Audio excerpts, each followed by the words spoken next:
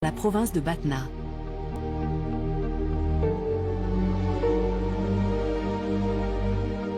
C'est l'une des régions les moins peuplées du pays et le paysage y est spectaculaire.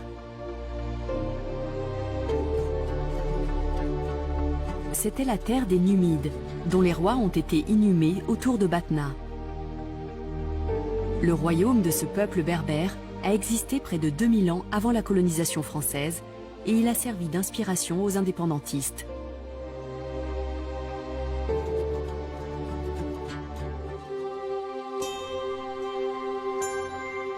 Dans les plaines de Batna, au pied des sommets de l'Aurès, il y a aussi les vestiges d'une cité romaine, si bien conservée qu'on la surnomme la Pompéi d'Algérie. Timgad est l'un des joyaux archéologiques du pays. La cité a été fondée en 100 après Jésus-Christ par l'empereur romain Trajan. À l'origine, c'était un campement pour les soldats de la 3e Légion Auguste.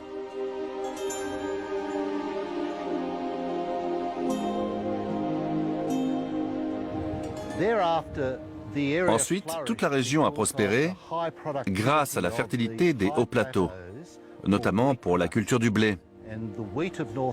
Plus tard, l'huile d'olive est devenue l'une des principales ressources de l'économie locale.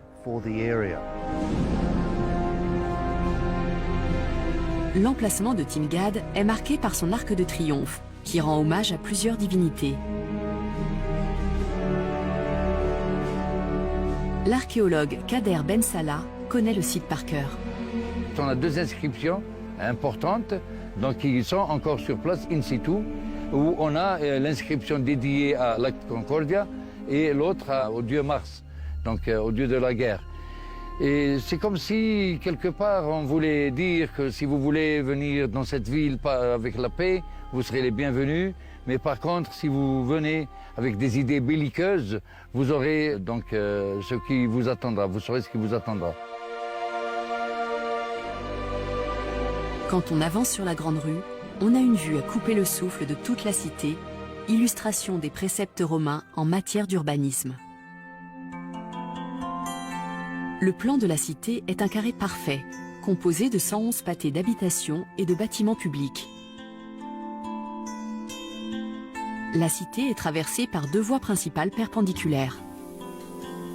Cette ville a été construite selon un plan typiquement romain, c'est-à-dire 2 voies principales qui est le Decumanus Maximus et le Cardo Maximus, qui sont les axes des 4 points cardinaux. Donc ils font le nord-sud pour le Cardo Maximus et l'est-ouest pour le Decumanus Maximus.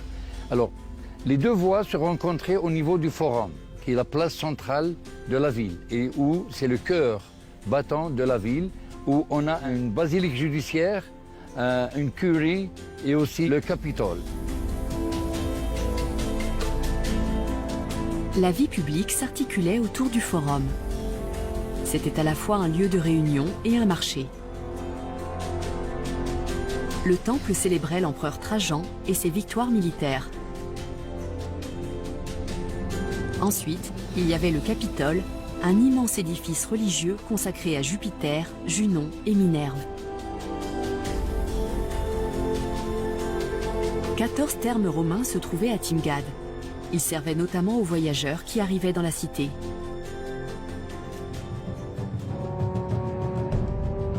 L'amphithéâtre a été construit à flanc de colline. Plus petit que ses homologues romains dans le reste de l'Empire, il pouvait toutefois accueillir 3500 spectateurs. Ce qui est intéressant à Timgad, c'est que malgré la grande beauté de cette cité, son histoire est encore très mal connue. Il y a peu de références dans les archives. On dirait que Timgad a été oubliée dans l'histoire romaine.